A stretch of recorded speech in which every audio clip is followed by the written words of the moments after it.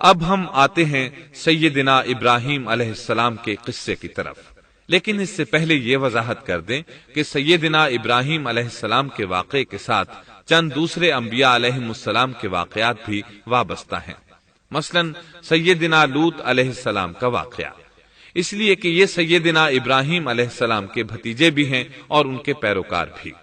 اسی طرح آپ کے صاحبزادوں سیدنا اسماعیل اور سیدنا اسحاق علیہ السلام کے واقعات ساتھ ساتھ چلتے ہیں۔ اس کی وجہ یہ ہے کہ سیدنا اسماعیل علیہ السلام کی ولادت کے وقت ابراہیم علیہ السلام کی عمر 87 سال تھی، اور سیدنا اسحاق علیہ السلام کی پیدائش کے وقت سیدنا ابراہیم علیہ السلام کی عمر 100 سال تھی، جبکہ سیدنا ابراہیم علیہ السلام کی کل عمر 175 سال ہوئی، اس لیے ان کے واقعات ساتھ ساتھ چلتے ہیں۔ ابراہیم علیہ السلام کا قصہ سناتے ہوئے ان حضرات کا ذکر ساتھ ساتھ ضرور آئے گا، تو آئیے شروع کرتے ہیں قصہ ابراہیم علیہ السلام کا۔ صالح علیہ السلام کے بعد اللہ تعالیٰ نے سیدنا ابراہیم علیہ السلام کو مبعوث فرمایا۔ ابراہیم علیہ السلام جد الانبیاء ہیں، عظیم المرتبت اور اولو العزم پیغمبر ہیں۔ آپ کے والد کا نام طارق تھا، جبکہ اس کا لقب آزر تھا۔ آزر مدد کرنے والے کو کہتے ہیں۔ یہ شخص اپنے قبیلے کے افراد کی مدد کیا کرتا تھا، غمخواری کرتا تھا، اس لیے اس کا لقب آزر مشہور ہو گیا تھا۔ قرآن مجید میں ابراہیم علیہ السلام کا قصہ 73 مقامات پر ذکر ہوا ہے۔ یہ 73 مقامات 25 سورتوں میں ہیں، اور یہ بات ابراہیم علیہ السلام کے بلند مرتبت ہونے پر دلالت کرتی ہے۔ ابراہیم علیہ السلام بھی سام بن نوح علیہ السلام کی نسل سے ہیں۔ آپ کی پیدائش عراق کے مشہور شہر بابل میں ہوئی۔ یہ عراق کے شمال میں واقع تھا اور آج بھی موجود ہے۔ بہت بڑا شہر ہے، اس وقت بھی بڑی آبادی پر مشتمل تھا۔ یہاں بت پرستی عام ہو چکی تھی۔ اللہ تعالی سورۃ العنکبوت آیت 25 میں فرماتے ہیں، وَقَالَ إِنَّمَا اتَّخَذْتُم مِّن دُونِ اللَّهِ أَوْثَانًا مَّوَدَّةَ بَيْنِكُمْ فِي الْحَيَاةِ الدُّنْيَا۔ ابراہیم نے کہا کہ تم نے جن بتوں کی پرستش اللہ کے سوا کی ہے، انہیں تم نے اپنی آپس کی دنیاوی دوستی کے بنا پر معبود ٹھہرا لیا ہے۔ مطلب یہ کہ وہ لوگ اللہ کی عبادت بتوں کو اللہ کا شریک ٹھہرا کر کرتے تھے۔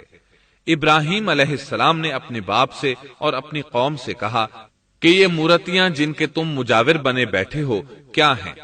انہوں نے جواب دیا، ہم نے اپنے باپ دادوں کو انہی کی عبادت کرتے پایا ہے۔ اللہ تعالیٰ ان کے بارے میں فرماتے ہیں، اے نبی، انہیں ابراہیم علیہ السلام کا قصہ سنا دو، جبکہ انہوں نے اپنے باپ اور اپنی قوم سے فرمایا، تم کس کی عبادت کرتے ہو؟ کہنے لگے، بتوں کی، ہم تو برابر ان کے مجاور بنے بیٹھے ہیں۔ ابراہیم علیہ السلام نے فرمایا، جب تم انہیں پکارتے ہو تو کیا وہ سنتے بھی ہیں یا تمہیں نفع اور نقصان پہنچا سکتے ہیں؟ انہوں نے کہا، یہ ہم کچھ نہیں جانتے، ہم نے تو اپنے باپ دادوں کو اسی طرح کرتے پایا ہے۔ مطلب یہ کہ یہ بت پرستی انہیں ورثے میں ملی تھی۔ وہ جن معبودوں کی عبادت کرتے تھے، نہ وہ ان کی پکار کو سنتے تھے، نہ ہی ان کے نفع و نقصان پر قادر تھے۔ اسی لیے ابراہیم علیہ السلام انہیں جھنجھوڑ رہے تھے، لیکن اندھی تقلید اور بشری عقل کے بیکار ہو جانے نے انہیں یہ سب سوچنے سے عاری کر دیا تھا۔ اللہ تعالیٰ نے ابراہیم علیہ السلام کی خصوصی رہنمائی فرمائی تھی، جیسا کہ سورۃ الانبیاء آیت 51 میں ہے، وَلَقَدْ آتَيْنَا إِبْرَاهِيمَ رُشْدَهُ مِن قَبْلُ وَكُنَّا بِهِ عَالِمِينَ۔ اور ہم نے ابراہیم کو پہلے سے ہدایت عطا فرما دی تھی اور ہم اسے جانتے تھے۔ ابراہیم علیہ السلام نے کبھی ایک لمحے کے لیے بھی بتوں کی پوجا نہیں کی تھی۔ آپ نے اپنی قوم کو بتوں کی پوجا کرتے دیکھا تو انہیں ملامت کی، ایک اللہ کی طرف دعوت دی، اور اس دعوت کی ابتدا انہوں نے اپنے باپ سے کی۔ اللہ تعالیٰ سورہ مریم میں فرماتے ہیں، اے نبی، کتاب میں ابراہیم کا ذکر کر، بے شک وہ سچا نبی تھا۔ جب اس نے اپنے باپ سے کہا، اے میرے باپ، بے شک مجھے وہ علم عطا ہوا ہے جو تمہیں حاصل نہیں، اس لیے میری اطاعت کریں، میں آپ کو سیدھا راستہ دکھاؤں گا۔ اے میرے باپ، شیطان کی عبادت نہ کریں، بے شک شیطان اللہ کا نافرمان ہے۔ ان بتوں کی عبادت گویا شیطان کی عبادت ہے، اس لیے آپ نے ان معبودوں کو شیطان سے تعبیر کیا۔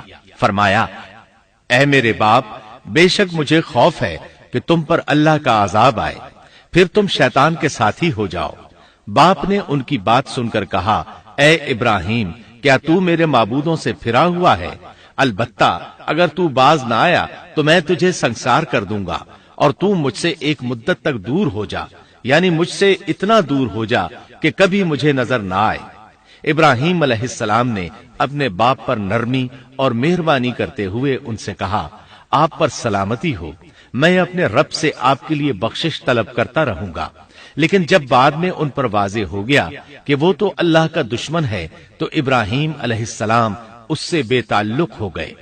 سورہ توبہ آیت 114 میں اللہ فرماتے ہیں، وما كان استغفار إبراهيم لأبيه إلا عن موعدة وعدها إياه فلما تبين له أنه عدو لله تبرأ منه ان ابراہیم لأواہ حلیم۔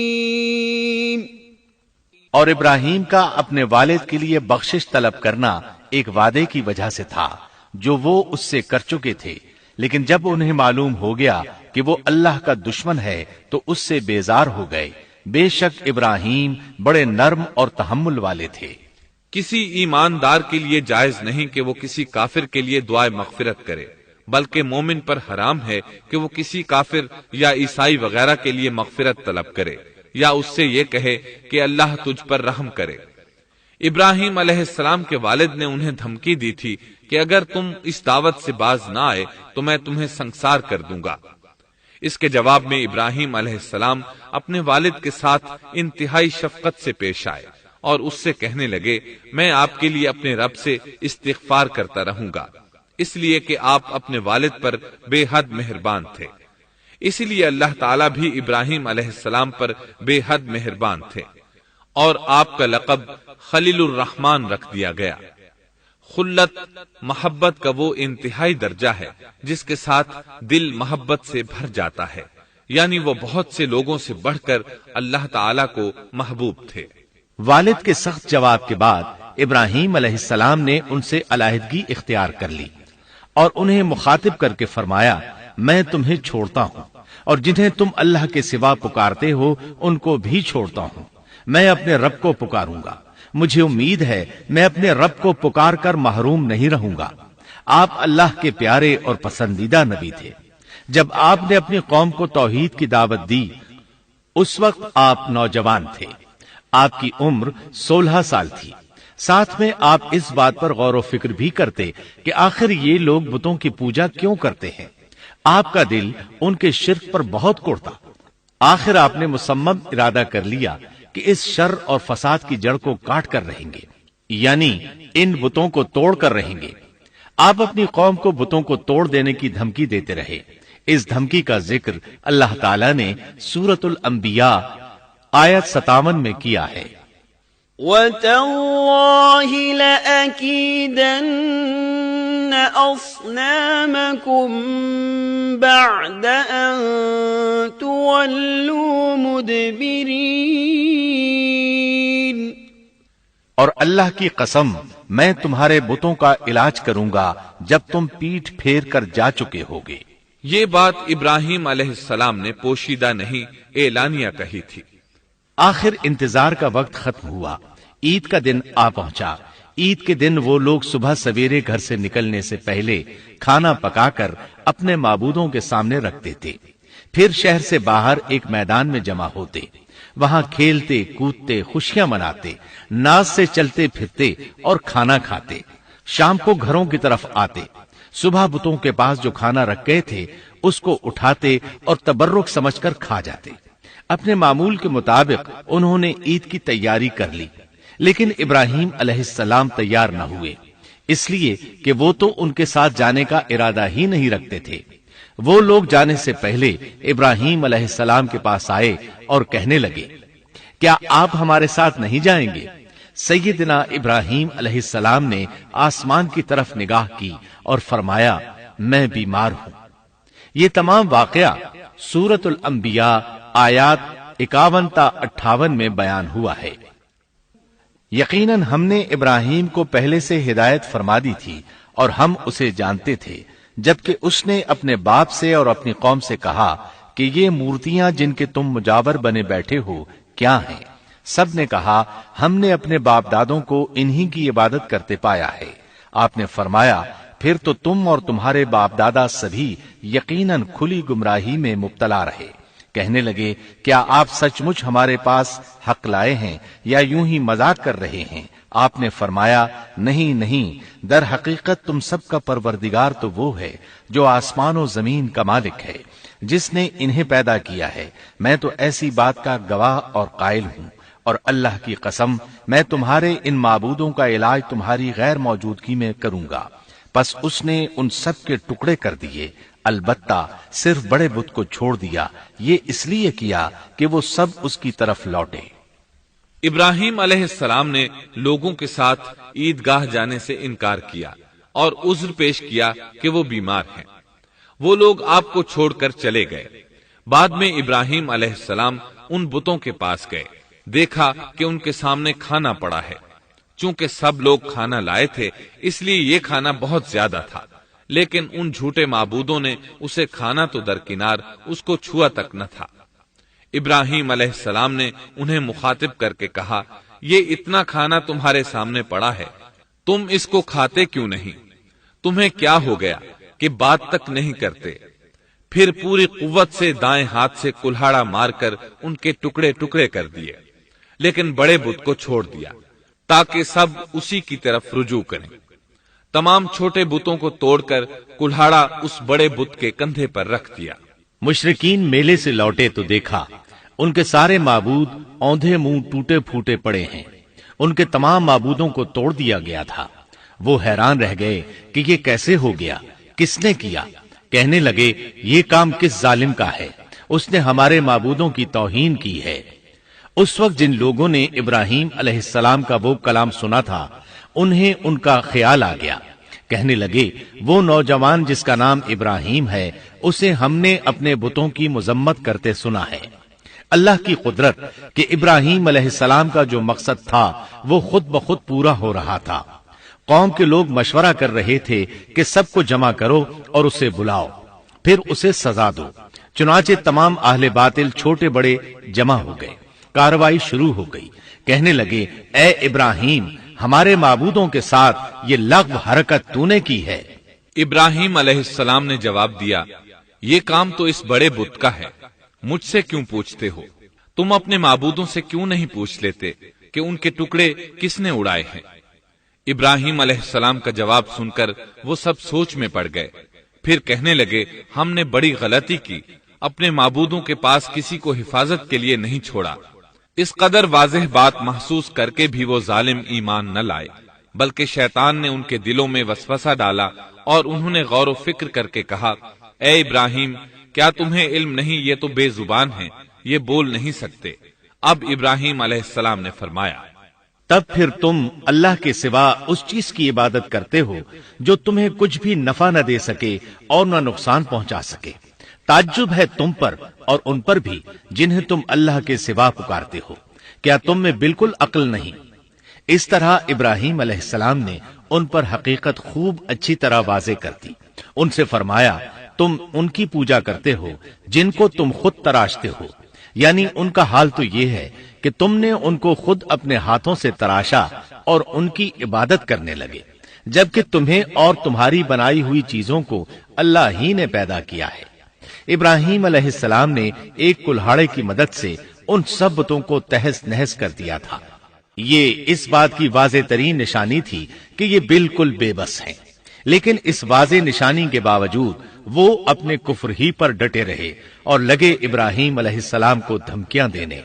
قالوا ابنوا له بنيانا فألقوه في الجحيم، کہنے لگے اس کے لیے ایک آتش کدہ بناؤ اور اسے اس دہکتی آگ میں ڈال دو۔ پھر ان لوگوں نے ایک چٹیل میدان کا انتخاب کیا جہاں مٹی نام کی کوئی چیز نہیں تھی۔ اس میدان کو پتھروں کی باڑ کے ساتھ گھیر دیا گیا۔ پھر سب لوگوں کو حکم دیا گیا کہ وہ لکڑیاں جمع کر کے اس گھیری ہوئی جگہ میں رکھیں۔ چنانچہ سب لوگ لکڑیاں جمع کر کے وہاں لانے لگے، یہاں تک کہ عورتوں اور بچوں نے بھی اس کام میں بڑھ چڑھ کر حصہ لیا۔ میدان میں اتنی لکڑیاں جمع ہو گئیں کہ زمین نظر نہیں آتی تھی۔ یہ لکڑیاں زمین پر ایک اونچی دیوار محسوس ہوتی تھیں۔ پھر ان لکڑیوں کو آگ لگائی گئی۔ جب آگ کے شعلے آسمان سے باتیں کرنے لگے تو انہوں نے ابراہیم علیہ السلام کو آگ میں ڈالنے کے لیے ایک جھولا تیار کیا۔ اس میں سیدنا ابراہیم علیہ السلام کو رکھا گیا۔ اس وقت آپ نے یہ دعا پڑھی، حسبنا اللہ ونعم الوکیل، ہمیں اللہ کافی ہے اور وہی بہترین کارساز ہے۔ یہ کلمہ ہر محتاج اور مصیبت زدہ کو پڑھنا چاہیے۔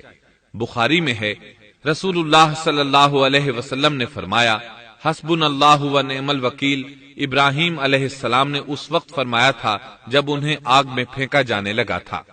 مطلب یہ کہ ہم اللہ ہی پر بھروسہ کرتے ہیں، اس کے سوا ہمارا کسی پر بھروسہ نہیں۔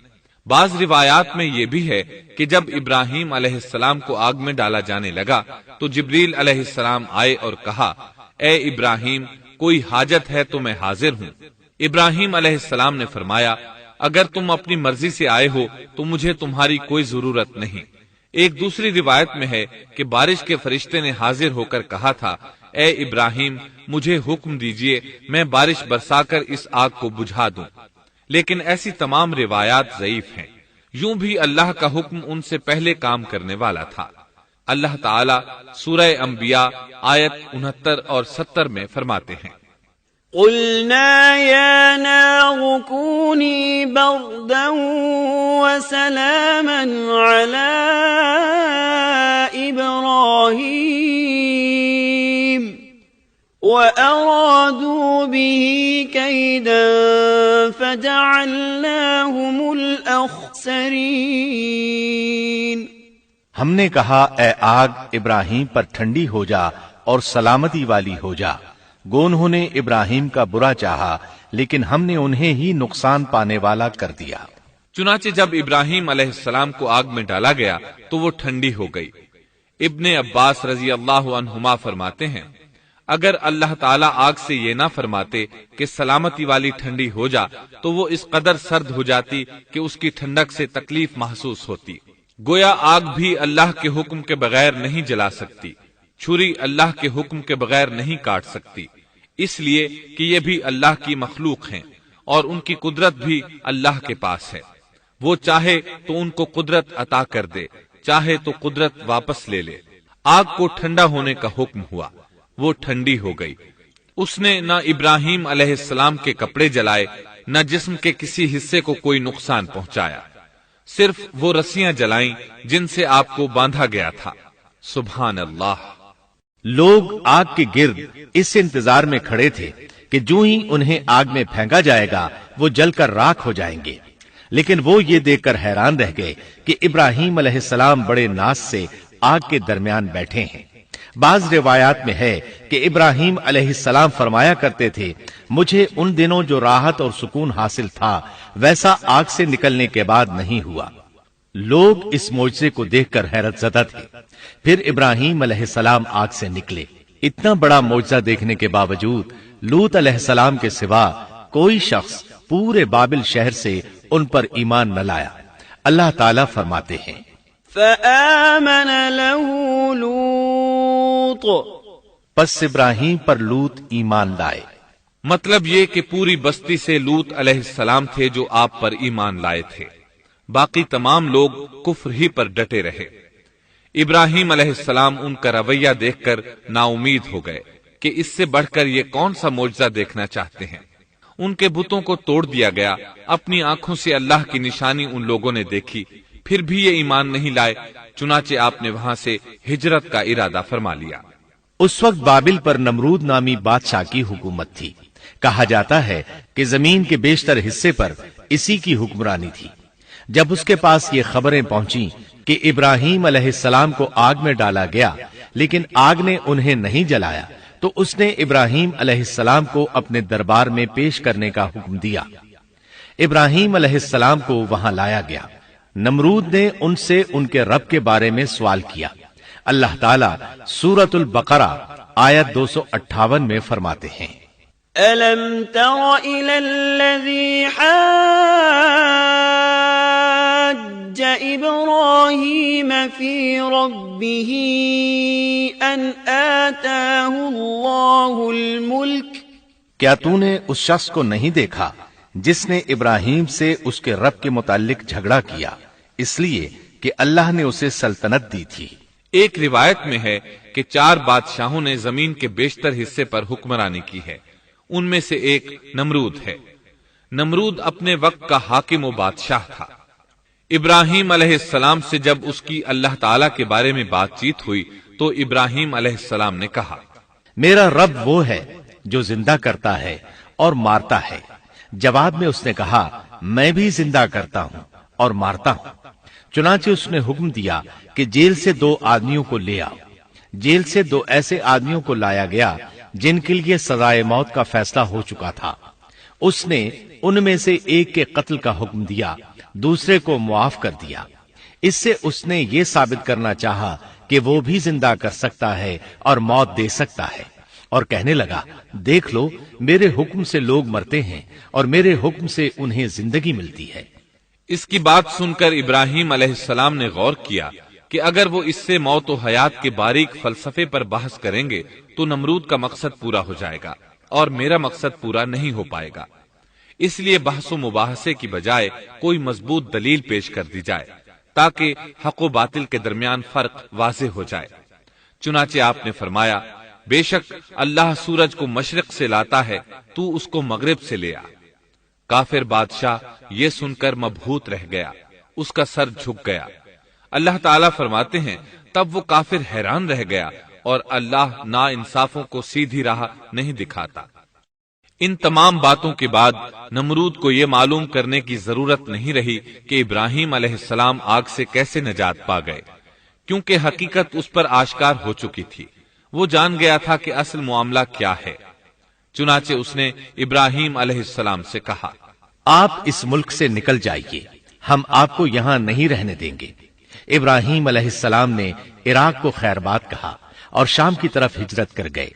یہاں آ کر وہ حران نامی بستی میں مقیم ہوئے۔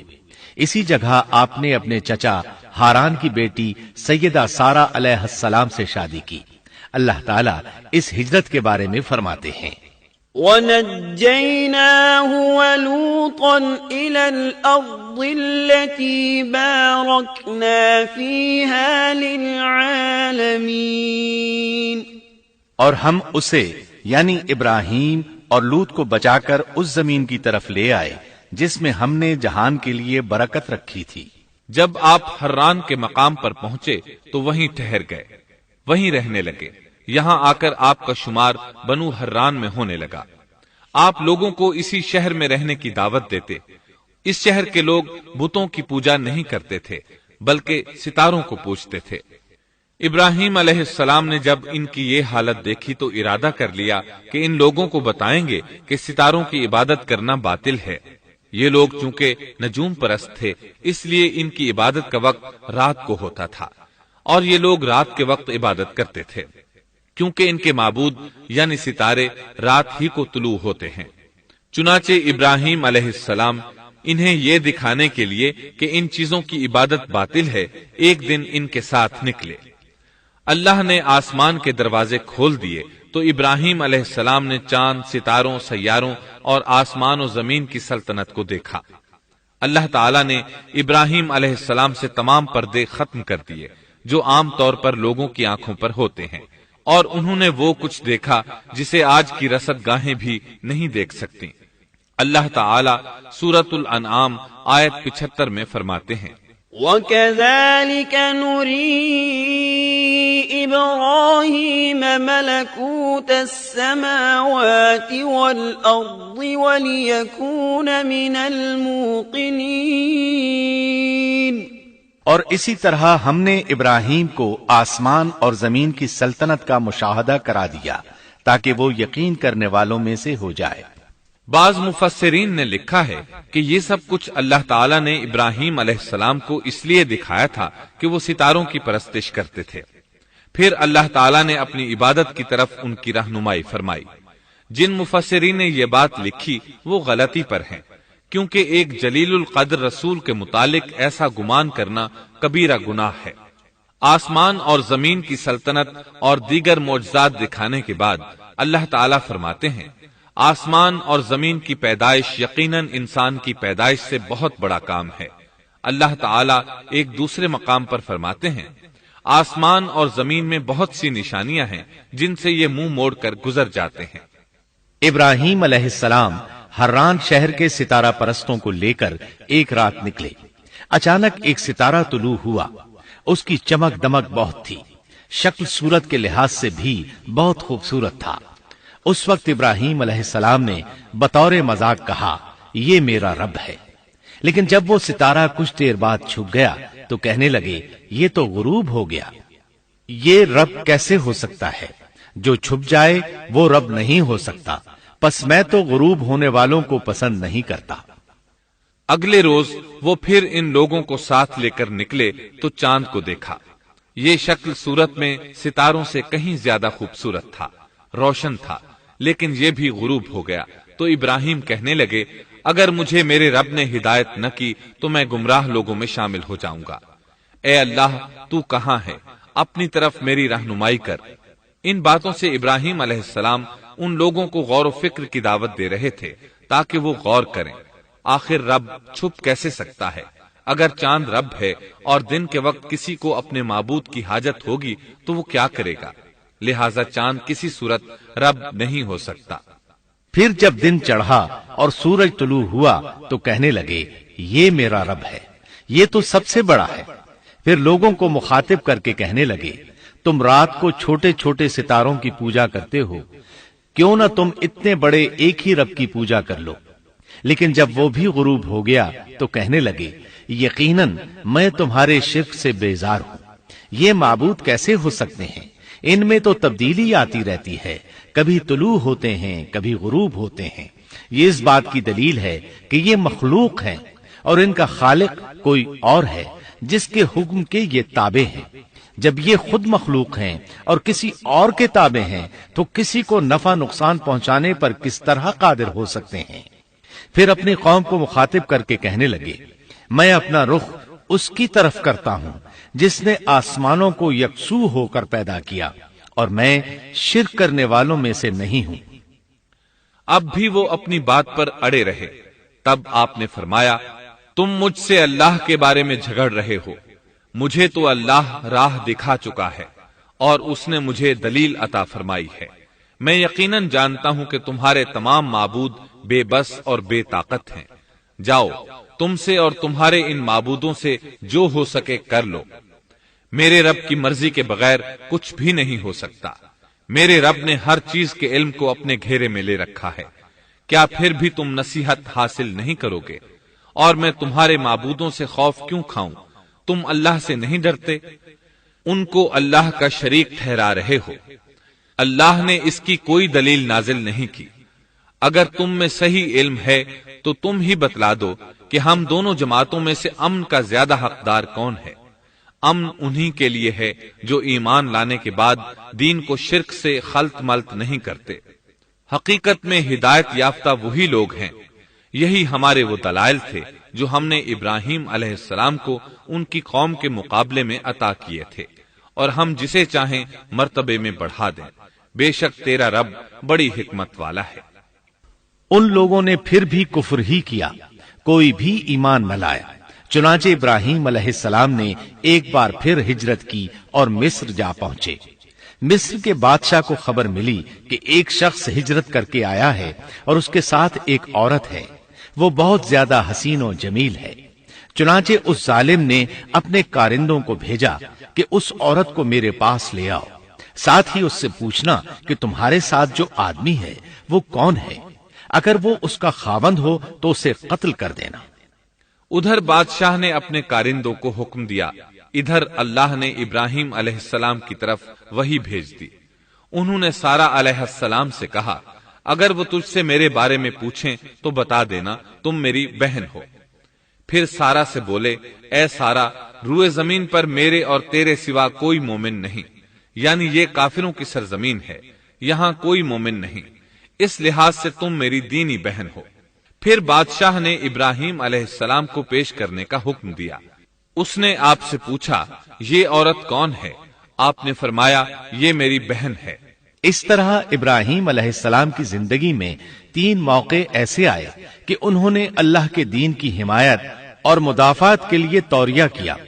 توریہ کا مطلب یہ ہے کہ واقعہ کچھ اور ہو لیکن کوئی شخص کسی خاص مصلحت کی وجہ سے اسے 2 معانی والے الفاظ کے ساتھ اس انداز میں بیان کرے کہ سننے والا اس واقعہ کو نہ سمجھ سکے بلکہ اس کا ذہن خلاف واقعہ چیز کی طرف منتقل ہو جائے۔ شریعت نے بعض مخصوص حالات میں اس کی اجازت دی ہے۔ وہ 3 مواقع جہاں ابراہیم علیہ السلام نے توریہ فرمایا، ان کی وضاحت کچھ اس طرح ہے۔ ایک یہ کہ آپ نے میلے پر نہ جانے کی غرض سے ان لوگوں سے کہا تھا کہ میں بیمار ہوں۔ دوسرے موقع پر یہ فرمایا تھا، یہ کام اس بڑے سردار بت کا ہے۔ تیسرے، سارا علیہ السلام کو دینی بہن قرار دیا۔ اس ظالم بادشاہ نے سارا علیہ السلام کو اپنی تحویل میں لے لیا۔ جب سارا علیہ السلام کو معلوم ہوا کہ وہ ایک بدکار شخص ہے تو انہوں نے اللہ تعالیٰ سے دعا کی، اے اللہ، تجھے معلوم ہے میں تجھ پر اور تیرے نبی پر ایمان لائی ہوں اور اپنے جسم کو اپنے خاوند کے سوا ہر ایک سے محفوظ رکھا ہے، لہٰذا آپ اس کافر کو مجھ پر مسلط نہ کیجیے گا۔ چنانچہ اس کافر بادشاہ نے جب سیدہ سارا کو پکڑنے کے لیے اپنا ہاتھ بڑھایا تو اس کا ہاتھ شل ہو گیا اور اپنی جگہ پر جم گیا۔ وہ لگا چیخ پکار کرنے، اس میں اتنی طاقت نہ رہی کہ اپنے ہاتھ کو حرکت دے سکے۔ اس کی آواز سن کر اس کے محافظ بھاگے ہوئے آئے، انہوں نے اس کے ہاتھ کو چھڑانا چاہا لیکن چھڑا نہ سکے۔ اس کی یہ حالت دیکھ کر سیدہ سارا خوف زدہ ہو گئی۔ انہوں نے سوچا اگر یہ مر گیا تو لوگ کہیں گے اسے میں نے قتل کیا ہے۔ چنانچہ انہوں نے اللہ سے دعا کی کہ اسے چھوڑ دیا جائے۔ اللہ تعالیٰ نے آپ کی دعا قبول کر لی، اس کا ہاتھ ٹھیک ہو گیا، لیکن وہ ظالم پھر بھی نہ ڈرا۔ اس نے ایک بار پھر آپ کی طرف ہاتھ بڑھایا، اس کا ہاتھ پھر شل ہو گیا۔ سیدہ سارا نے پھر دعا کی، وہ دوبارہ ٹھیک ہو گیا، وہ پھر بھی باز نہ آیا۔ تیسری بار پھر اس نے ان کی طرف ہاتھ بڑھایا، اس بار بھی اس کا ہاتھ شل ہو گیا۔ اب وہ سیدہ سارا علیہ السلام سے کہنے لگا، اب کی بار اگر تو مجھے اس مصیبت سے نجات دلائے گی تو میں تجھے چھوڑ دوں گا اور کبھی تیرے آڑے نہیں آؤں گا۔ چنانچہ سیدہ سارا علیہ السلام نے اللہ تعالی سے دعا کی، وہ ٹھیک ہو گیا۔ تب اس نے اپنے کارندوں کو آواز دی اور ان سے بولا، تم میرے پاس کسی انسان کو نہیں بلکہ سرکش جن کو لائے ہو۔ پھر اس نے انہیں رہا کر دیا، عزت و اکرام سے رخصت کیا اور ان کی خدمت کے لیے اپنی بیٹی ہاجرہ کو ساتھ کر دیا۔ سارا علیہ السلام واپس لوٹی تو دیکھا کہ ابراہیم علیہ السلام نماز پڑھ رہے ہیں۔ نماز کے بعد انہوں نے پوچھا، سارا، اس نے تمہارے ساتھ کیا سلوک کیا؟ سیدہ سارا علیہ السلام نے سارا واقعہ سنا دیا۔ سن کر آپ نے فرمایا، الحمدللہ۔ پھر بولے، اب ہم یہاں نہیں رہیں گے بلکہ واپس جائیں گے۔ چنانچہ آپ ایک بار پھر فلسطین میں آ گئے، وہیں اپنی زندگی بسر کرنے لگے۔ اب ہم آگے بڑھتے ہیں۔ جب آپ فلسطین میں مستقل طور پر رہائش پذیر ہوئے تو لوط علیہ السلام بھی آپ کے ساتھ تھے۔ لوط علیہ السلام آپ کے بھتیجے تھے، ان کے والد کا نام ہاران تھا۔ یہ بچپن ہی سے سیدنا ابراہیم علیہ السلام کے زیر سایہ رہے، انہی کے ہاں پرورش پائی، اس لیے دین حق فوراً قبول کر لیا۔ جب سیدنا ابراہیم علیہ السلام نے عراق سے شام کی طرف ہجرت کی تو یہ آپ کے ساتھ تھے، وہاں سے حران گئے تب بھی ساتھ تھے، پھر مصر کی طرف ہجرت کی تو بھی لوط علیہ السلام ان کے ساتھ تھے۔ آخر کار جب آپ نے مصر کو بھی خیر بات کہا اور فلسطین آ گئے تب بھی یہ ساتھ تھے۔ اب ابراہیم علیہ السلام نے لوط علیہ السلام کو حکم دیا کہ وہ بستی سدوم کی طرف چلے جائیں، اس لیے کہ اس بستی کے لوگ کفر کی انتہائی گہرائی میں جا چکے ہیں، انہیں کفر و شرک سے نکالنے کے لیے وہاں جائیں، انہیں اللہ کے احکام سنائیں، اللہ کی طرف دعوت دیں۔ چنانچہ لوط علیہ السلام تو اس طرف روانہ ہو گئے، اور ادھر فلسطین میں صرف 3 مسلمان رہ گئے، ابراہیم علیہ السلام، ان کی زوجہ محترمہ سیدہ سارہ اور سیدہ ہاجرہ علیہم السلام وہیں رہائش پذیر رہے اور لوگوں کو مسلسل اللہ کی طرف دعوت دیتے رہے۔ یہاں یہ بے شمار مال و دولت کے بھی مالک بن گئے۔ جب ان کی عمر 85 یا 86 سال ہوئی تو سارہ علیہ السلام نے سوچا، میں بانجھ ہوں، میرے خاوند بوڑھے ہیں، لیکن اولاد کی تمنا ہے، تو کیوں نہ میں اپنی لونڈی ہاجرہ ہدیے اور تحفے کے طور پر ابراہیم علیہ السلام کو دے دوں۔ چنانچہ ہاجرہ ابراہیم علیہ السلام کو مل گئیں، انہوں نے ان سے شادی کر لی۔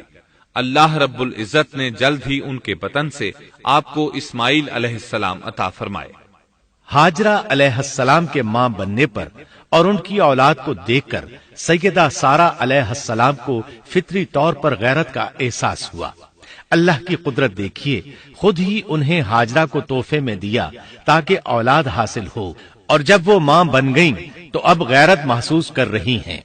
اپنی اس کیفیت سے مجبور ہو کر سیدہ سارہ نے ابراہیم علیہ السلام سے کہا، آپ مجھے اس کے ساتھ ایک جگہ پر نہ رکھیں۔ مورخین اور سیرت نگار لکھتے ہیں کہ ہاجرہ علیہ السلام ایک نطاق پہنا کرتی تھی، یعنی وہ جسم کے درمیان ایک لمبا کپڑا لٹکا لیتی تھی تاکہ وہ کپڑا گھسٹ گھسٹ کر قدموں کے نشانات مٹا دے اور سارہ کو نظر نہ آئے، کیونکہ سارہ غیرت کی حد کو پہنچ چکی تھی۔ ابراہیم علیہ السلام نے جب سارہ علیہ السلام کے اندر غیرت کے آثار دیکھے تو ہاجرہ کو ان کی نگاہوں سے دور کر دیا۔ ادھر اللہ کا حکم بھی نازل ہو گیا کہ اپنی بیوی ہاجرہ اور دودھ پیتے بچے اسماعیل کو ساتھ لے لیں اور مکہ کی طرف رخ کر لیں۔ ابراہیم علیہ السلام مکہ کی طرف روانہ ہوئے، یہاں تک کہ مکہ پہنچ گئے۔ یہ جگہ اس وقت بالکل ویران اور بے آباد تھی، نہ کوئی انسان تھا، نہ پانی، نہ نباتات کے آثار تھے، غرض کوئی چیز نظر نہیں آتی تھی، بس پہاڑوں کے درمیان ایک بے آب و گیاہ میدان تھا۔ یہی وہ مقدس اور تاریخی وادی تھی جہاں ابراہیم علیہ السلام اپنی زوجہ اور لخت جگر کو چھوڑ کر واپس پلٹے۔ سیدہ ہاجرہ علیہ السلام کو بہت حیرت ہوئی، انہیں یہ امید نہیں تھی کہ ان کے خاوند انہیں ایک بے آباد جگہ تنہا چھوڑ کر چل دیں گے، اس پر بچے کی ذمہ داری الگ تھی۔ چنانچہ انہوں نے ابراہیم علیہ السلام کو آواز دی، لیکن انہوں نے مڑ کر بھی نہ دیکھا۔ اب وہ ان کے پیچھے آئیں اور قریب پہنچ کر بولی، اے ابراہیم، ہمیں کہاں چھوڑے جا رہے ہو؟ یہاں نہ پانی، نہ خوراک، نہ کوئی انسان۔ ابراہیم علیہ السلام نے پھر بھی کوئی جواب نہ دیا، کوئی پریشانی بھی ظاہر نہ کی اور چلتے رہے۔ سیدہ ہاجرہ بھی آپ کے پیچھے چلتی رہیں اور پوچھتی رہیں کہ ہمیں کس کے حوالے کر کے جا رہے ہیں؟ یہاں تو کوئی بھی جاندار نہیں، مکمل طور پر بے آباد علاقہ ہے، لیکن انہوں نے اب بھی کوئی توجہ نہ دی۔ آخر سیدہ ہاجرہ نے کہا، کیا آپ کو اللہ نے اس کام کا حکم دیا ہے؟ اب آپ نے جواب میں فرمایا، ہاں۔ تب سیدہ ہاجرہ بولی، اگر یہ بات ہے تو اللہ تعالی ہرگز ہمیں ضائع نہیں ہونے دے گا۔ جب انسان اللہ کے احکام کو بجا لائے تو اس کے دل سے فقر و فاقے کا خوف نکل جاتا ہے، اور اللہ اسے طرح طرح کے انعامات سے نوازتا ہے۔ انسان جب تک اللہ کے احکام کو بجا لاتا رہے گا تب تک اللہ کی نصرت اور اس کی تائید شامل حال رہے گی۔ چنانچہ جو ہی ہاجرہ علیہ السلام کو پتا چلا کہ انہیں تنہا چھوڑ جانا اللہ کے حکم کی بنا پر ہے تو فوراً یقین بھرے لہجے میں بولی، تب اللہ ہمیں ضائع نہیں کرے گا۔ یہ کہہ کر وہ اپنے شیر خوار بچے کی طرف پلٹ گئیں۔ خوراک اور پانی چند دن میں ختم ہو گئے، پانی کا ایک قطرہ پاس نہ رہا۔ اب پانی کی تلاش شروع کی، لیکن اپنے لیے تو درکنار، ماں کو بیٹے کے لیے بھی پانی نہ ملا۔ نہ خوراک۔ اب بچہ لگا بھوک سے بلکنے، خوراک نہ ملنے کی وجہ سے ماں کا دودھ بھی خشک ہو گیا تھا۔ عورت کتنی بھی باحوصلہ ہو اپنے بچے کو بھوک سے بلکتے نہیں دیکھ سکتی۔ اب انہوں نے بچے کو وہیں چھوڑا اور تیزی سے قریبی پہاڑی صفا کی طرف لپکی، اوپر چڑھ کر ادھر ادھر نظر دوڑائی کہ شاید کسی طرف پانی یا خوراک نظر آ جائے یا کسی انسان کی جھلک نظر آ جائے۔ جب کچھ نظر نہ آیا تو نشیب کی طرف چلی، ساتھ میں بچے کی طرف بھی دیکھتی جاتی تھی۔ نشیب میں پہنچی تو بچہ نظروں سے اوجھل ہو گیا، اس پر اور بے چین ہوئی اور بلندی کی طرف دوڑی۔ اس طرح مروہ پہاڑی پر چڑھ گئیں، وہاں بھی چاروں طرف نگاہ دوڑائی لیکن کچھ نظر نہ آیا۔ خیال آیا کہ پھر کوشش کرنی چاہیے۔ اس خیال سے مروہ پہاڑی سے اتری اور صفا کی طرف چل دی۔ درمیان میں نشیب کی وجہ سے بچہ نظر نہ آیا تو دوڑنے لگی۔ اس طرح پھر صفا پر چڑھ گئیں۔ اللہ اکبر! ایک تو عورت ذات کمزور، پھر بھوک پیاس سے نڈھال، اس پر کس قدر سعی اور کوشش میں مصروف، وہ بھی اپنے بچے کے لیے۔ بہرحال بار بار کوشش کے خیال سے انہوں نے صفا اور مروہ پہاڑیوں کے درمیان 7 چکر لگائے۔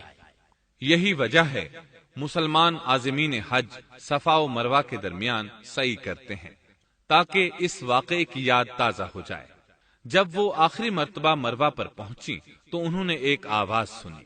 یہ آواز اسماعیل علیہ السلام کے قریب سے آئی تھی۔ انہوں نے پوری توجہ سے آواز کو سننے کی کوشش کی اور جلدی سے اسماعیل کے قریب پہنچی۔ کیا دیکھتی ہیں، اسماعیل کے قدموں کے نیچے سے پانی پھوٹ رہا ہے، کیونکہ جبریل علیہ السلام کو اللہ نے اس صابرہ خاتون کی مدد کے لیے بھیجا تھا۔ انہوں نے زمزم والی جگہ پر اپنا پر مارا تو اسماعیل کے قدموں کے پاس سے ایک عظیم چشمہ رحمت نمودار ہوا۔ مستقبل کے پیغمبر کے قدموں کے نیچے سے اللہ نے جبریل فرشتے کے ذریعے زمین پھاڑ کر پانی نکال دیا۔ یہی آب زمزم کا آغاز تھا۔ ہاجرہ علیہ السلام پانی کو آنکھیں پھاڑ پھاڑ کر حیرت سے دیکھ رہی تھی۔ ان کی خوشی کی انتہا نہ رہی جب انہوں نے دیکھا پانی پھوٹ پھوٹ کر چاروں طرف بہ رہا ہے۔ زمین ہموار تھی، اس لیے انہوں نے زمین کو کھودنا شروع کر دیا تاکہ پانی ادھر ادھر نہ بہ جائے۔ پھر انہوں نے اس گڑھے کے چاروں طرف پتھر رکھ دیے اور زبان سے بولی، زم زم، اس کا مطلب ہے رک جا۔ نبی اکرم صلی اللہ علیہ وسلم کا فرمان ہے، رحم اللہ اسماعیل لولا انها عجلت لكانت زمزم عینا معینا۔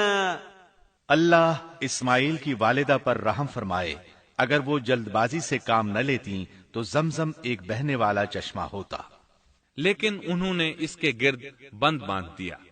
انہیں دراصل اس وقت پانی کی شدید ضرورت تھی، اس لیے انہوں نے پانی کو اپنے پاس جمع کر لیا تاکہ بہہ کر ضائع نہ ہو جائے۔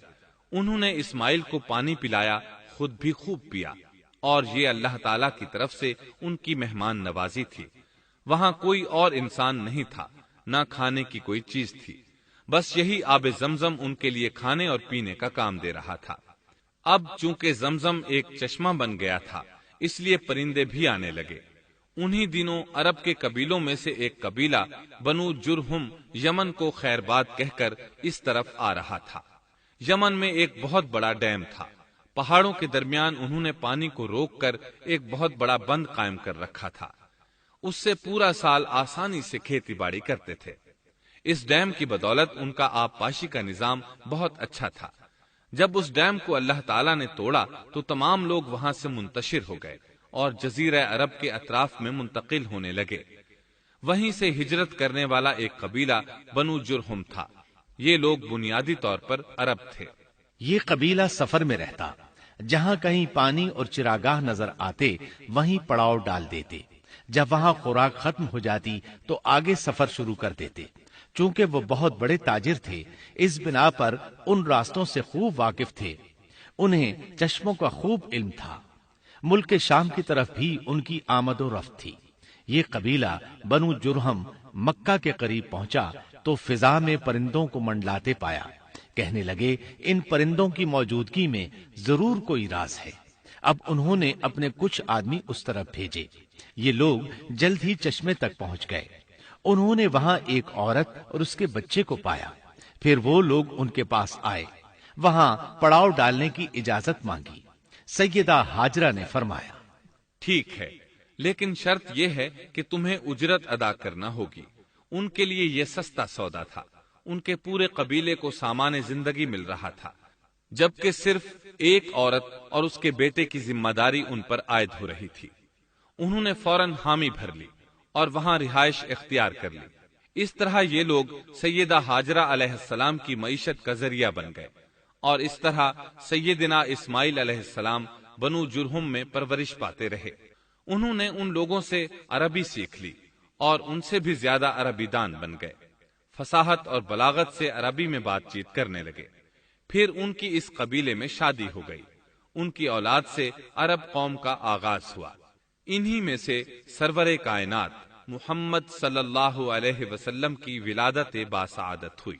بنو جرہم کی آمد اور آبادی ابراہیم علیہ السلام کی دعا کا نتیجہ تھی۔ جب انہوں نے اپنی بیوی اور بچے یعنی دو کمزور انسانوں کو اس ویران جگہ چھوڑا تھا تو یہ دعا مانگی تھی، ربنا انی اسکنت من ذریتی بواد غیر ذی زرع عند بیتک المحرم۔ اے ہمارے پروردگار، میں نے اپنی کچھ اولاد اس بے آباد جنگل میں تیرے حرمت والے گھر کے پاس بسائی ہے۔ یہاں یہ سوال پیدا ہوتا ہے کہ کیا اس وقت بیت اللہ کی تعمیر ہو چکی تھی؟ درست بات یہ ہے کہ اس وقت خانہ کعبہ کی تعمیر نہیں ہوئی تھی۔ پھر سوال پیدا ہوتا ہے کہ کیا ابراہیم علیہ السلام کے زمانے سے پہلے اس کی تعمیر ہو چکی تھی یا صرف جگہ ہی معروف تھی؟ اس بارے میں دو طرح کی روایات ہیں۔ بعض میں آتا ہے کہ صرف اس کی جگہ معروف تھی، اور بعض میں ہے کہ ابراہیم علیہ السلام سے پہلے شیس علیہ السلام نے اس کو تعمیر کیا تھا، اور وہ گردش ایام کے ساتھ ساتھ منہدم ہو کر ختم ہو گیا۔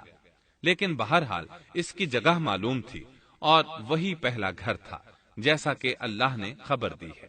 ان اول بیت وضع للناس للذی ببکۃ مبارکا وہدی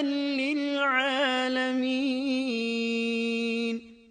اللہ تعالیٰ نے پہلا گھر جو لوگوں کے لیے مقرر کیا تھا وہی ہے جو مکہ میں ہے، اور وہ پوری دنیا کے لیے برکت اور ہدایت والا ہے۔ ابراہیم علیہ السلام نے اللہ تعالیٰ سے یہ دعا مانگی تھی، ربنا انی اسکنت من ذریتی بواد غیر ذی زرع عند بیتک المحرم ربنا لیقیموا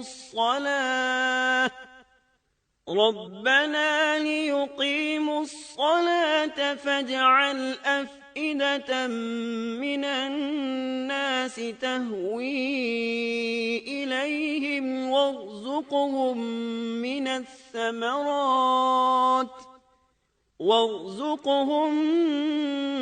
الثمرات لعلهم يشكرون۔ اے ہمارے پروردگار، میں نے اپنی کچھ اولاد اس بے کھیتی کے جنگل میں تیرے حرمت والے گھر کے پاس بسائی ہے۔ اے ہمارے پروردگار، یہ اس لیے کہ وہ نماز قائم کریں، پس تو کچھ لوگوں کے دلوں کو ان کی طرف مائل کر دے اور انہیں پھلوں کی روزیاں عطا فرما تاکہ یہ شکر گزاری کریں۔ دن گزرتے رہے اور اسماعیل علیہ السلام بنو جرہم کے ماحول میں عمر کی منزلیں طے کرتے رہے، اور وہ ہوش سنبھالنے کے قریب ہو گئے۔ ابراہیم علیہ السلام ہر سال ایک دو بار اپنے گھرانے کی دیکھ بھال کے لیے چکر لگاتے تھے۔ جب اسماعیل علیہ السلام نے ہوش سنبھالا تو ایک بار پھر ایک عظیم آزمائش کا وقت آ گیا۔ ہوا یوں کہ ایک مرتبہ ابراہیم علیہ السلام مکہ تشریف لائے، ایک جگہ آرام کے لیے بیٹھے کہ نیند کی وادی میں پہنچ گئے۔ نیند میں انہوں نے خواب دیکھا کہ اپنے لخت جگر کو اپنے ہاتھ سے ذبح کر رہے ہیں، ساتھ ہی آنکھ کھل گئی۔ ابراہیم علیہ السلام جانتے تھے کہ انبیاء کرام کے خواب حقیقت ہوتے ہیں۔ اللہ کی طرف سے وحی ہوتے ہیں اور شیطان کسی صورت ان کے خواب میں نہیں آ سکتا، لہذا انہوں نے اس خواب کے مطابق عمل کرنے کا پختہ ارادہ کر لیا، کسی قسم کی پریشانی کا شکار نہ ہوئے۔ اللہ رب العزت نے اس عظیم اور تعجب خیز واقعے کا قرآن مجید میں ذکر کرتے ہوئے فرمایا، وقال إني ذاهب إلى ربي سيهدين رب هب لي من الصالحين فبشرناه بغلام حليم فلما بلغ معه السعي قال يا بني إني أرى في المنام أني أذبحك فانظر ماذا ترى۔ اور ابراہیم نے کہا، میں تو ہجرت کر کے اپنے پروردگار کی طرف جانے والا ہوں، وہ ضرور میری رہنمائی کرے گا۔ اے میرے رب، مجھے نیک بخت اولاد عطا فرما۔ تو ہم نے ایک بردبار بچے کی بشارت دی۔ پھر جب بچہ اتنی عمر کو پہنچا کہ اس کے ساتھ چلنے پھرنے لگا تو ابراہیم نے کہا، میرے پیارے بیٹے، میں نے خواب دیکھا ہے کہ میں تجھے ذبح کر رہا ہوں، اب تو بتا تیری کیا رائے ہے؟ یہاں سوال پیدا ہوتا ہے کہ ابراہیم علیہ السلام نے اسماعیل علیہ السلام سے مشورہ کیوں لیا؟ وہ چاہتے تو اسماعیل کو سوتے میں ذبح کر دیتے، اس طرح اللہ کا حکم بجا لاتے۔ وہ بیٹے کے پاس کیوں گئے اور ان سے مشورہ کیوں لیا؟ جی ہاں، یہ مسئلہ یاد رکھنے کے قابل ہے کہ ہر مسلمان پر لازم ہے کہ وہ اپنے دوسرے مسلمان بھائی کو اجر و ثواب میں شامل کرنے کی کوشش کرے۔ ابراہیم علیہ السلام نے بیٹے کو ثواب میں شامل کرنے کے لیے انہیں اللہ کے حکم سے آگاہ کیا۔ یہ نہ چاہا کہ میں اکیلا ہی اجر لیتا رہوں، بلکہ دوسرے کی خیر خواہی کو پیش نظر رکھا۔ والدین کے لیے آپ کے اس انداز میں نصیحت موجود ہے، یہ کہ اولاد کو ثواب کے مواقع فراہم کریں، ان کی صحیح تربیت کریں۔ اگر صدقہ کرنے کا موقع ملے تو بچوں کے ذریعے صدقہ کرائیں، تاکہ انہیں بھی اللہ کے راستے میں خرچ کرنے کی عادت پڑے۔ جب کسی دینی مجلس میں بیٹھنے کا موقع ملے تو اپنی اولاد کو بھی ساتھ لے کر جائیں۔ بے شمار لوگ خود تو جاتے ہیں، اولاد کو جانے کے لیے کہتے بھی نہیں، خود دین سیکھتے ہیں، اولاد کو دین نہیں سکھاتے۔ ابراہیم علیہ السلام نے اسماعیل علیہ السلام سے رائے لی۔ سبحان اللہ، انہوں نے جواب میں فرمایا، یا ابت افعل ما تؤمر۔ اے ابا جان، آپ کو جو حکم ملا ہے کر گزریے۔ یہ نہیں کہا کہ مجھے تو حکم نہیں ہوا، بلکہ فوراً سر تسلیم خم کر دیا، اس لیے کہ وہ جانتے تھے انبیاء کا خواب حقیقت پر مبنی ہوتا ہے، اللہ کی وحی ہوتا ہے، اس لیے بالکل پریشانی ظاہر نہ کی، یہ تک نہ پوچھا مجھے کیوں ذبح کر رہے ہیں، یا میرا کیا جرم ہے، یا آپ کے پاس کون سا صریح حکم آیا ہے۔ انہوں نے ایسی کوئی بات نہ کہی۔ اللہ کی فرما برداری اسی کو کہتے ہیں۔ چنانچہ اپنے باپ سے کہا، یا ابت افعل ما تؤمر ستجدنی ان شاء اللہ من الصابرین۔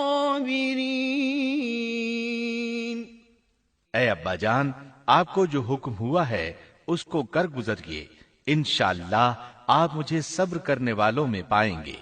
علماء کرام فرماتے ہیں اس جملے سے ان کا انتہائی ادب اور احترام شامل ہے، اور اس میں زبردست توکل موجود ہے۔ یہ نہیں کہا کہ آپ مجھے صبر کرنے والوں میں سے پائیں گے، بلکہ آپ نے اللہ کی مشیت کو جملے میں شامل کیا اور فرمایا انشاءاللہ آپ مجھے صبر کرنے والوں میں سے پائیں گے۔ لہٰذا مسلمانوں کو دھوکے میں نہیں پڑنا چاہیے۔ یہ نہ کہے میں سفر کروں گا، میں فلاں کام کروں گا، میں فلاں کام کے کرنے کی طاقت رکھتا ہوں، بلکہ یوں کہے اللہ نے چاہا تو میں سفر کروں گا، اللہ نے چاہا تو فلاں کام کروں گا۔ اپنے علم اور طاقت کے دھوکے میں پڑنا سراسر نادانی ہے۔ ہر چیز کا تعلق اللہ سے قائم کرے، جیسا کہ اللہ تعالیٰ فرماتے ہیں، وَلَا تَقُولَنَّ لشيء إني فاعل ذلك غدا إلا أن يشاء الله اور ہرگز ہرگز کسی کام پر یوں نہ کہنا کہ میں اسے کل کروں گا مگر ساتھ ہی انشاءاللہ کہہ لینا۔ اپنی زبان کو اللہ کے ذکر سے سجا کر رکھو اور ہمیشہ اپنے معاملات کو اللہ کی طرف لوٹاؤ۔ بہرحال باپ بیٹا دونوں ہی مصمم ارادے کے ساتھ اللہ کا حکم پورا کرنے کے لیے پیش ہو گئے۔ اسماعیل علیہ السلام نے اپنے والد محترم سیدنا ابراہیم علیہ السلام سے کہا، جب آپ مجھے ذبح کرنے لگیں تو میری پیشانی کو زمین پر رکھ دیجیے گا تاکہ آپ کو میرا چہرہ نظر نہ آئے اور کہیں آپ کے ہاتھ رک نہ جائیں، چہرہ دیکھ کر آپ پر شفقت پدری غالب نہ آ جائے۔ اب ابراہیم علیہ السلام نے بیٹے کی پیشانی پکڑ کر زمین پر لٹا دیا جیسا کہ اللہ تعالی نے فرمایا۔ فلما أسلما وتله للجبين جب دونوں مطیع ہو گئے اور ابراہیم نے اسے پیشانی کے بل لٹا دیا، اب انہوں نے چھری پکڑی اور گردن پر چلا دی، لیکن چھری نے گردن نہ کاٹی، بالکل اسی طرح جیسے آگ نے ابراہیم کو نہیں جلایا تھا، اس لیے کہ چھری میں کاٹنے کی طاقت اور آگ میں جلانے کی صلاحیت اللہ کے حکم کے بغیر نہیں آ سکتی۔ اللہ نے دونوں سے یہ طاقتیں سلب کر لی۔ اب ابراہیم زور لگا رہے ہیں، ادھر اسماعیل علیہ السلام کہہ رہے ہیں، ابا جان جلدی کیجئے، چھری چلائیے۔ اللہ تعالیٰ نے اس واقعے کا ذکر یوں فرمایا ہے، فلما أسلما وتله للجبين جب وہ دونوں مطیع ہو گئے اور ابراہیم نے اسے پیشانی کے بل لٹا دیا۔ اس مطیع ہونے سے مراد اللہ کے حکم کو نافذ کرنا ہے۔ اب ظاہر ہے مطیع تو وہ پہلے بھی تھے، لیکن یہاں اسلما یعنی مطیع ہونے سے مراد کامل اسلام ہے۔ نہایت واضح اور حقیقی اسلام مراد ہے، اس لیے کہ کامل اسلام وہی ہوتا ہے جس میں بغیر کسی تردد اور توقف کے اللہ کے امر اور نہی کی تصدیق کی جائے۔ یہ تھا حقیقی اسلام۔ ہاں تو چھری چلتی رہی، گلا نہ کٹا، اس لیے کہ امتحان اور آزمائش کی تکمیل ہو چکی تھی۔ یہ بات ثابت ہو چکی تھی کہ اللہ کا حکم نافذ کرنے میں دونوں پوری طرح کوشاں ہیں۔ اللہ تعالیٰ بھی فرما برداری ہی کا صلہ عطا فرماتے ہیں، چنانچہ آواز آئی، قد صدقت الرؤيا إنا كذلك نجزي المحسنين إن هذا لهو البلاء المبين ہم نے اسے پکارا، اے ابراہیم تو نے خواب کو سچ کر دکھایا، یقیناً ہم اسی طرح نیکوکاروں کو جزا دیا کرتے ہیں۔ یقیناً یہ ایک کھلی آزمائش تھی۔ تاریخ کا ایک عظیم ترین امتحان اور کڑی آزمائش دنیا کو آج بھی حیرت میں ڈال دیتی ہے۔ کون ہے جو بیٹے کو ذبح کرنے پر تیار ہو جائے، خاص طور پر اس صورت میں جب اولاد بھی اکلوتی ہو، جس کی وجہ سے 86 سال کے بعد آنگن میں بہار آئی ہو۔ پھر اس کی قربانی کا بھی واضح حکم نہیں دیا گیا تھا، اشارتاً خواب میں رہنمائی کی گئی تھی۔ آپ کہہ سکتے تھے یہ قتل اور سنگین جرم ہے، کہہ سکتے تھے اپنے بیٹے کو کس جرم میں قتل کروں، لیکن آپ نے بغیر کسی تعامل کے سر تسلیم خم کر دیا اور اس عظیم امتحان میں کامیاب ہوئے۔ اللہ فرماتے ہیں، وَإِبْرَاهِيمَ الَّذِي وَفَّى اور ابراہیم وہ ہیں جنہوں نے وفاداری کی۔ اس آیت میں یہ نہیں بتایا گیا کہ کس چیز میں وفاداری کی، اس لیے کہ وہ تو ہر معاملے میں مکمل طور پر وفاداری کا مظاہرہ کر چکے تھے۔ آگ میں ڈالے جانے والا معاملہ، بیوی اور بچے کو لق و دق میدان میں چھوڑ آنے کا معاملہ، پھر ذبح کا امتحان، تعمیر بیت اللہ کی مشقت، غرض ہر معاملے میں وفادار تھے، حتیٰ کہ اپنا مال اللہ کے راستے میں خرچ کرنے میں اس قدر وفادار کہ ابو زیفان کے لقب سے مشہور ہو گئے۔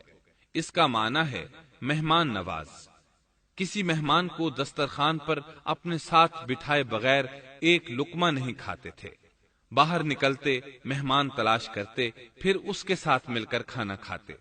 مہمان نہ ملتا تو سخت غمگین ہو جاتے۔ اس طرح انہوں نے اللہ کے ہر حکم کی پاسداری کی۔ ذبح والے اس امتحان کا اللہ نے انہیں کیا صلہ دیا؟ اللہ فرماتے ہیں وَفَدَيْنَاهُ بِذِبْحٍ عَظِيمٍ، ہم نے اسے عظیم ذبیحے کا بدلہ عطا کیا۔ ہاں تو ہم بتا رہے تھے، چھری نے گلا نہ کاٹا۔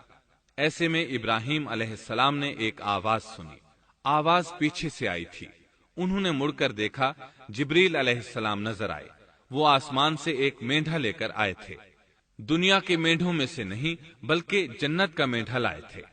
سیدنا عبداللہ بن عباس رضی اللہ عنہما سے روایت ہے کہ وہ مینڈھا جنت میں 40 سال تک چرتا رہا۔ سفید رنگ، کشادہ آنکھوں، خوبصورت سینگوں والا حسین و جمیل مینڈھا تھا۔ بہرحال یہ ابراہیم علیہ السلام کی وفاداری کا بدلہ تھا جو اسماعیل علیہ السلام کے فدیے میں دیا گیا، اور پوری امت مسلمہ کے لیے حکم ہو گیا کہ اللہ کی رضا کے لیے قربانی اور ہدی پیش کرتے رہیں۔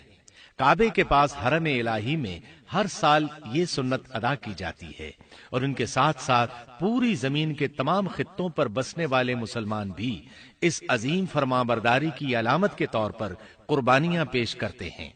مینڈھے کے ذکر کا مطلب یہ ہے کہ ہم سنت ابراہیمی پر گامزن ہو جائیں۔ یہ مینڈھا ہمیں اللہ کے لیے قربانی کا سبق دیتا ہے۔ ہمیں چاہیے سنت ابراہیمی کی اقتدا کرتے ہوئے ہم اپنی جانوں، اپنی اولاد اور اپنے مالوں کو اللہ کی راہ میں قربان کرنے کے لیے تیار ہو جائیں۔ اللہ تعالیٰ فرماتے ہیں وَفَدَيْنَاهُ بِذِبْحٍ عَظِيمٍ وَتَرَكْنَا عَلَيْهِ فِي الْآخِرِينَ سَلَامٌ عَلَى إِبْرَاهِيمَ كَذَلِكَ نَجْزِي الْمُحْسِنِينَ إِنَّهُ مِنْ عِبَادِنَا الْمُؤْمِنِينَ۔ اور ہم نے اسے عظیم ذبیحہ عطا کیا، اور ہم نے اس کا پچھلوں میں ذکر خیر چھوڑا۔ سلامتی ہو ابراہیم پر۔ اسی طرح ہی ہم نیکوکاروں کو جزا دیتے ہیں، یقیناً وہ ہمارے مخلص بندوں میں سے تھا۔ اور اسی طرح اللہ فرماتے ہیں وَبَشَّرْنَاهُ بِإِسْحَاقَ نَبِيًّا مِّنَ الصَّالِحِينَ، اور ہم نے اسے نیکوکار نبی اسحاق کی ولادت کی خوشخبری سنائی۔ یہ خوشخبری فلسطین کی طرف واپس لوٹنے کے بعد سنائی گئی۔ ایک اکلوتے بیٹے کی قربانی کے لیے تیار ہو جانے کے صلے میں اور سارہ علیہ السلام کی عظمت اور تکریم کے مد نظر اللہ تعالی نے اسحاق کی خوشخبری سنا دی۔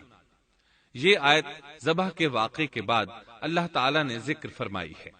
اس لیے معلوم ہوا پچھلی آیات میں اسحاق کے علاوہ کسی اور بیٹے کا ذکر ہوا ہے، اور وہ اسماعیل علیہ السلام ہی تھے، جبکہ یہودی روایات میں اسحاق علیہ السلام کو ذبیح قرار دیا جاتا ہے۔ یہ بالکل غلط ہے۔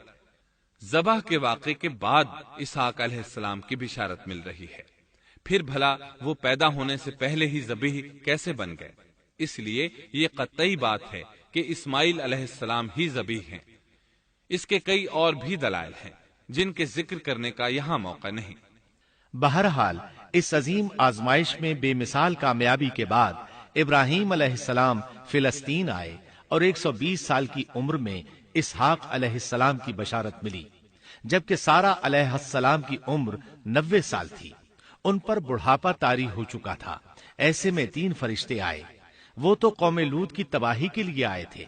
راستے میں اللہ کے حکم سے ابراہیم علیہ السلام اور ان کی اہلیہ سارہ کو خوشخبری سنائی، اور اس غرض کے لیے وہ انسانی شکل میں آئے تھے۔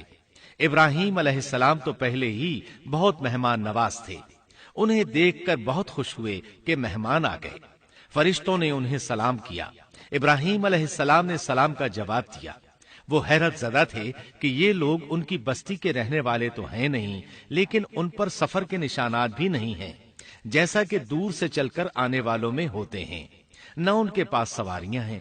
قرآن مجید میں آتا ہے، قالوا سلاما قال سلام قوم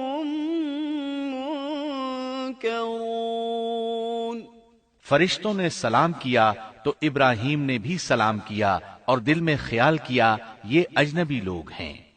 پھر وہ اپنی مہمان نوازی کی عادت کے مطابق انہیں اندر لے آئے، ان کے لیے کھانے کا انتظام کیا۔ اللہ تعالیٰ فرماتے ہیں، وَلَقَدْ جَاءَتْ رُسُلُنَا إِبْرَاهِيمَ بِالْبُشْرَى قَالُوا سَلَامًا قَالَ سَلَامٌ فَمَا لَبِثَ أَن جَاءَ بِعِجْلٍ حَنِيذٍ۔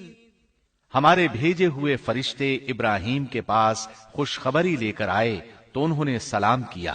ابراہیم نے سلام کا جواب دیا اور فوراً بھنا ہوا بچڑا لے آئے، اور بچڑا بھی موٹا تھا۔ ان کے سامنے کھانا پیش کیا، لیکن وہ بھلا کب کھانے کی طرف ہاتھ بڑھانے والے تھے۔ یہ دیکھ کر ابراہیم علیہ السلام نے خوف محسوس کیا کہ کہیں یہ دشمن نہ ہو۔ اس وقت فرشتوں نے کہا، قالوا لا تخف إنا أرسلنا إلى قوم لوط۔ ابراہیم نہ ڈر، ہم تو قوم لوط کی طرف بھیجے گئے ہیں۔ جب انہوں نے یہ باتیں کی تو سارہ علیہ السلام پاس کھڑی تھیں، وہ ہنسنے لگی۔ وہ خوش خبری سے پہلے کیوں ہنس پڑی؟ علماء اس بارے میں کہتے ہیں کہ جب انہوں نے سنا یہ فرشتے لوط علیہ السلام کی بستی کو تباہ کرنے جا رہے ہیں تو ان کے خاتمے کی خبر سن کر وہ ہنستی۔ اس کے بعد فرشتوں نے یہ خوشخبری سنائی، فبشرناها بإسحاق ومن وراء إسحاق يعقوب۔ ہم نے اسے اسحاق کی پیدائش کی خوشخبری دی اور اسحاق کے بعد یعقوب پوتے کی بھی خوشخبری دی۔ بہت جلد ہی ہم اسحاق سے تیری ویران گود کو آباد کریں گے، اور تو اپنی زندگی میں اس کے بیٹے یعقوب کو بھی دیکھ لے گی۔ اب 3 بشارتیں جمع ہو گئیں، بیٹا پیدا ہوگا، لمبی عمر ملے گی یعنی بیٹا جوان ہوگا، اور پھر وہ اپنے پوتے کو بھی دیکھے گی۔ اس سے بڑھ کر کیا عزت اور تکریم ہو سکتی ہے؟ اس لیے جب نبی کریم صلی اللہ علیہ وسلم سے پوچھا گیا کریم یعنی عزت والا کون ہے، تو آپ نے فرمایا کریم بن کریم بن کریم بن کریم، یعنی یوسف بن یعقوب بن اسحاق بن ابراہیم علیہ السلام۔ مطلب یہ کہ نبی بن نبی بن نبی بن نبی۔ یہ یوسف علیہ السلام کی شان ہے کہ خود بھی کریم، باپ بھی کریم، دادا بھی کریم اور پردادا بھی کریم۔ اس سے بڑھ کر عزت افزائی کیا ہو سکتی ہے؟ بہرحال فرشتوں نے انہیں خوشخبری دی۔ وَبَشَّرُوهُ بِغُلَامٍ عَلِيمٍ۔ پھر انہوں نے ابراہیم کو ایک صاحب علم لڑکے کی بشارت دی۔ خوشخبری سن کر سیدہ سارہ حیران ہوئی، مارے حیرت کے منہ سے ہلکی سی چیخ نکل گئی۔ انہوں نے اپنے رخسار پر ہاتھ مارا جیسا کہ عورتوں کی عادت ہوتی ہے، کہنے لگی، ہائے افسوس، کیا میں بچہ جنوں گی حالانکہ میں بانجھ ہوں اور میرے خاوند بوڑھے ہیں؟ یہ تو حیرت کی بات ہے۔ ایک دوسری جگہ اللہ تعالیٰ نے یہ الفاظ فرمائے، کہنے لگی میں بوڑھی اور بانجھ ہوں، بھلا میں بچے کو کیسے جنم دوں گی؟ اس پر فرشتوں نے کہا، تو اللہ کے حکم پر تعجب کرتی ہے، اے اہل بیت، یہ تو اللہ کی تم پر رحمت اور برکت ہے، وہ بہت بزرگ اور قابل تعریف ہے۔ دوسری آیت میں ہے، انہوں نے کہا، اسی طرح تیرے رب نے فیصلہ کیا ہے اور ہمیں کہا ہے، یقیناً وہ بہت حکمت والا ہے اور علم رکھنے والا ہے۔ یہ تھی اسحاق علیہ السلام کی ولادت کی خوشخبری۔ ابراہیم علیہ السلام مکے میں سیدنا اسماعیل علیہ السلام سے ملنے کے لیے آتے رہتے تھے۔ ایک روز آئے تو ان سے کہا، اے میرے بیٹے، اللہ تعالیٰ نے مجھے حکم دیا ہے کہ اس مقام پر اللہ کا گھر تعمیر کرنا۔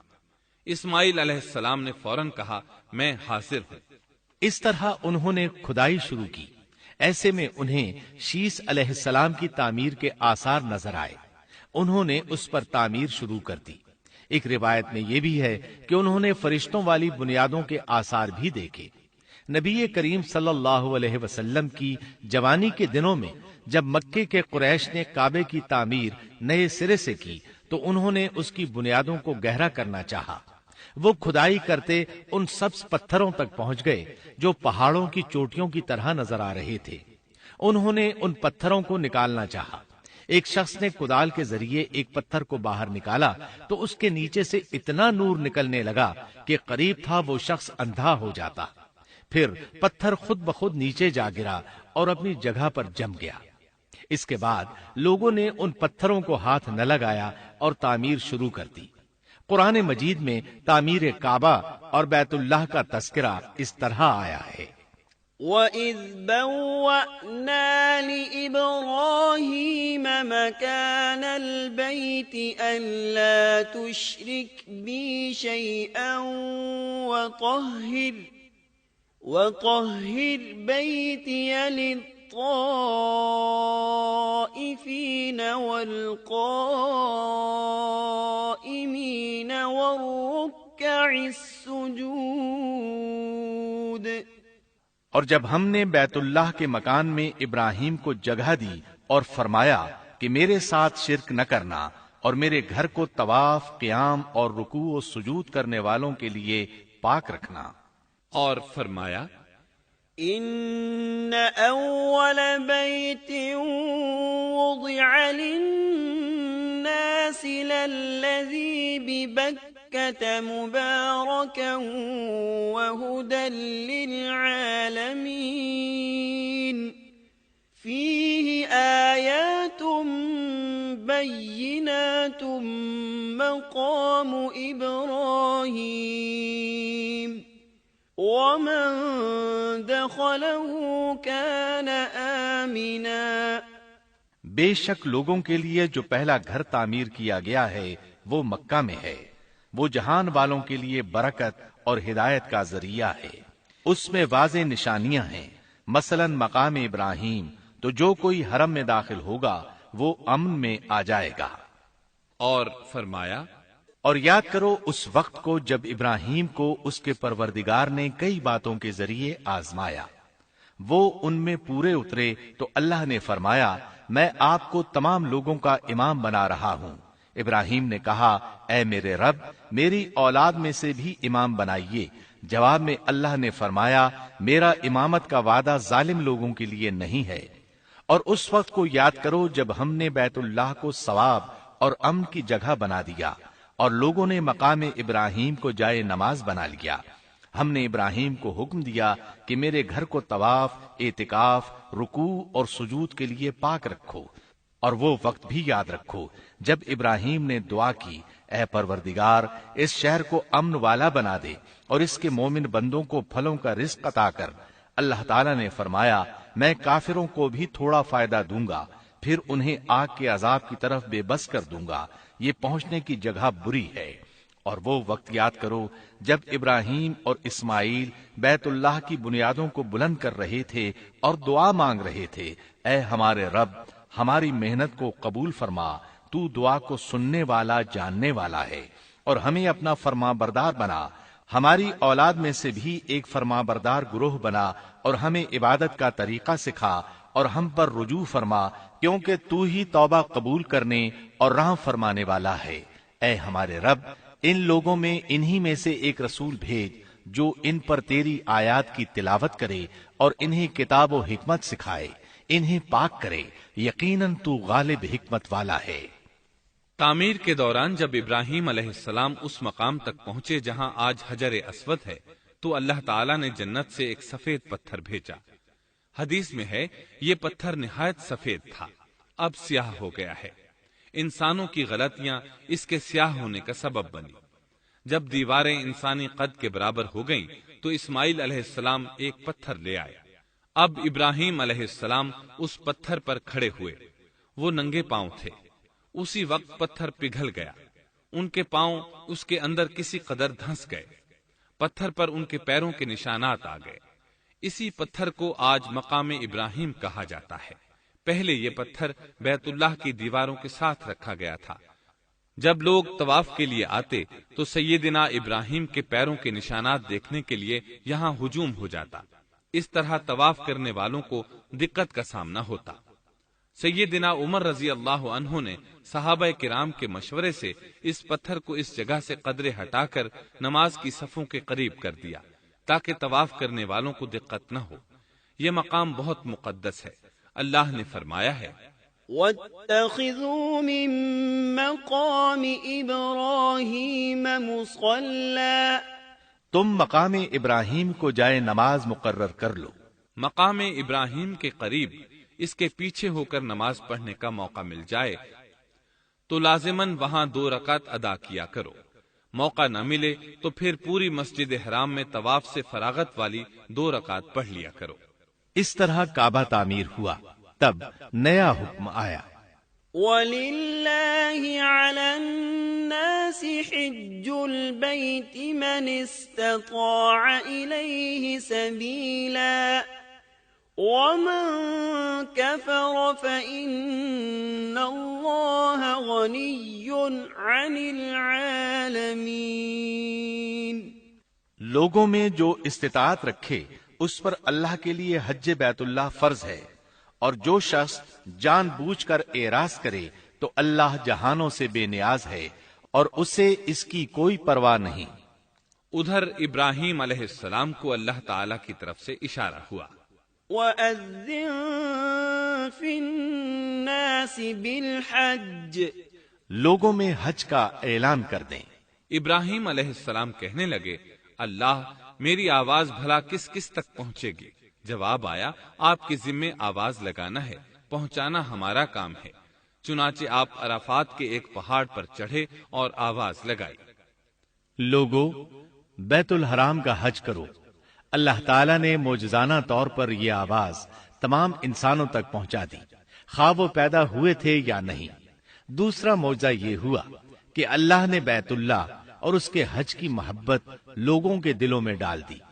اللہ نے فرمایا، وَأَذِّن فِي النَّاسِ بِالْحَجِّ يَأْتُوكَ رِجَالًا وَعَلَى كُلِّ ضَامِرٍ يَأْتِينَ مِن كُلِّ فَجٍّ عَمِيقٍ، اور آپ لوگوں میں حج کا اعلان کر دیں، وہ آپ کی طرف پیدل بھی آئیں گے اور دبلے پتلے اونٹوں پر بھی دور دور سے آئیں گے۔ اس طرح لوگ پیدل اور سوار ہو کر کثرت سے حج کے لیے آنے لگے اور یہ ویران علاقہ آباد ہونے لگا۔ یہ تھے حالات اور واقعات ابراہیم علیہ السلام کے۔ آپ نے 175 سال کی عمر میں وفات پائی۔ آپ سے پہلے سیدہ ہاجرہ علیہ السلام نے وفات پائی، اور ان کی وفات سے کچھ ہی عرصہ بعد سیدہ سارہ علیہ السلام 127 سال کی عمر میں فوت ہو گئیں۔ ان دونوں کی وفات کے بعد آپ غمگین رہنے لگے۔ آخر اتنی مدت تک ساتھ رہا تھا۔ آپ خلیل الرحمن تھے، آپ پر صحیفے بھی نازل ہوئے، آپ اللہ کے بے حد شکر گزار تھے۔